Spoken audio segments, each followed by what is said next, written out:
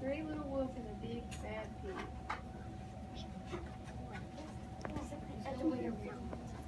Once upon a time, there were three cuddly little wolves with soft fur and fluffy tails who lived with their mother. The first was black, the second was gray, and the third was white. One day the mother called the three little wolves around her and said, "My children, it is time for you to go out into the world. Go and build a house for yourselves. But be aware of the big bad pig." "Don't worry, Mother, we will watch out for him," said the three little wolves. So they set off. Soon they met a kangaroo who was pushing a wheelbarrow full of red and yellow bricks. "Please, will you give us some of your bricks?" asked the three little wolves. "Certainly," said the kangaroo, and she gave them lots of red and yellow bricks. So the three little wolves built themselves a house of bricks. The very next day, the big bad pig came prowling down the road and saw the house of bricks that the little wolves had built. The three little wolves were playing crochet in the garden. When they saw the big bad pig coming, they ran inside the house and locked the door. The pig knocked on the door and grunted, "Little wolves, let me come in." "No, no, no," said the three little wolves. "By the hair in our chins, we will not let you in, not for all the tea leaves in our china teapot." "Then I'll huff and I'll puff and I'll blow your house down," said the pig. So he huffed and he puffed and he puffed and he huffed, but the house didn't fall down. But the pig wasn't caught big and bad for nothing. He went and fetched his sledgehammer, and he knocked the house down. The three little wolves only managed to escape before the bricks crumbled, and they were very frightened indeed. "We shall have to build a stronger house," they said. Just then they saw a beaver who was mixing concrete in a concrete mixer. "Please, will you give us some of your concrete?" asked the three little wolves. "Certainly," said the beaver, and he gave them buckets and buckets full of messy, slurry concrete. So the three little wolves built themselves a house of concrete. Do y'all remember what the first house was built out of? Bricks. No sooner had they finished than the big bad pig came prowling down the road and saw the house of concrete that the little wolves had built. They were playing battle-board and shuttlecock in the garden, and then they saw a big bad pig coming. They ran inside their house and shut the door. The pig rang the bell and said, "Little frightened wolf, let me come in." "No, no, no," said the three little wolves. "By the hair in our chin, we will not let you in, not for all the tea leaves in our china teapot."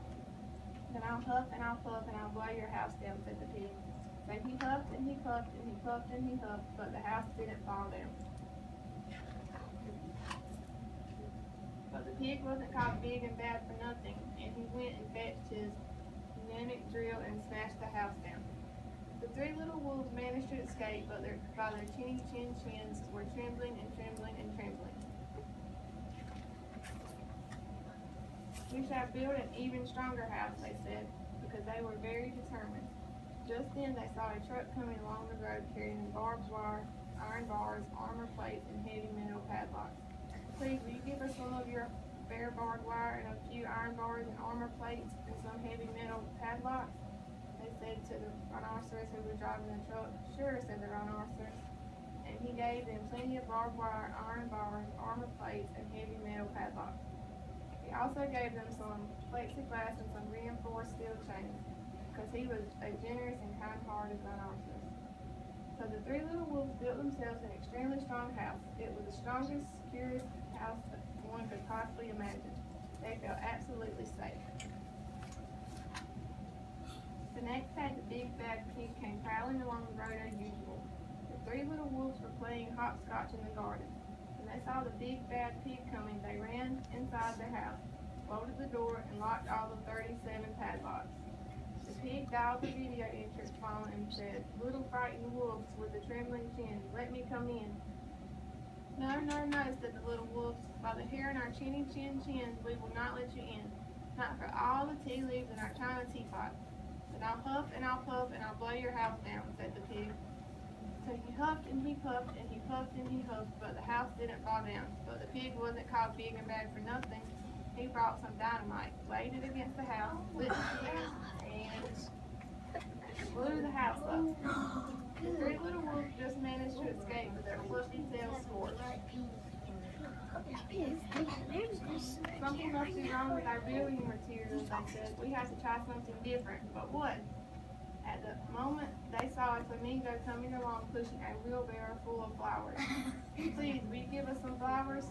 Asked the little wolves. With pleasure, said the flamingo, and he gave them lots of flowers. And the three little wolves built themselves a house of flowers.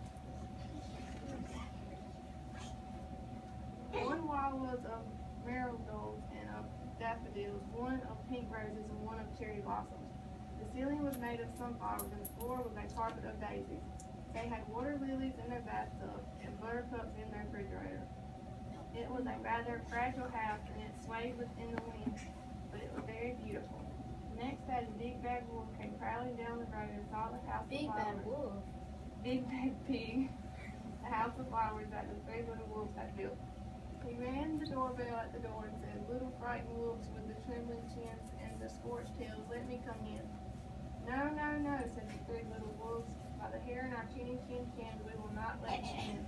Not for all the tea leaves in our china teapot. Then I'll huff and I'll puff and I'll blow your house down," said the pig. But as he took a deep breath, ready to huff and puff, he smelled the soft scent of the flowers. It was fantastic, and because the scent was so lovely, the pig took another Miss Hightower. Yes, ma'am. The sub for Miss Mason is running behind. She's about 7 minutes away. When she gets here, run down to Miss Mason's room before she comes to your room. I just wanted to let you know she might be just a few minutes later getting down there, okay? Thank you. Yes, ma'am. Because he took a deep breath, ready to huff and puff, he smelled the soft scent of the flowers. It was fantastic, and because the scent was so lovely, the pig took another breath and then another. Instead of huffing and puffing, he began to sniff. He sniffed deeper and deeper until he was quite filled with fragrant scent. His heart grew tender, and he realized how terrible he had been. Right then, he decided to become a big, good pig. He started to sing and to dance. At first, the three little wolves were a bit worried. It might be a trick, but soon they realized that the pig was truly changed. So they came running out of the house. They started playing games with him. First they played pig pong, and then piggy in the middle. And then they were all tired. They invited him into the house. They offered him tea and strawberries and wolfberries and asked him to stay with them as long as he wanted. The pig accepted, and they all lived happily together ever after.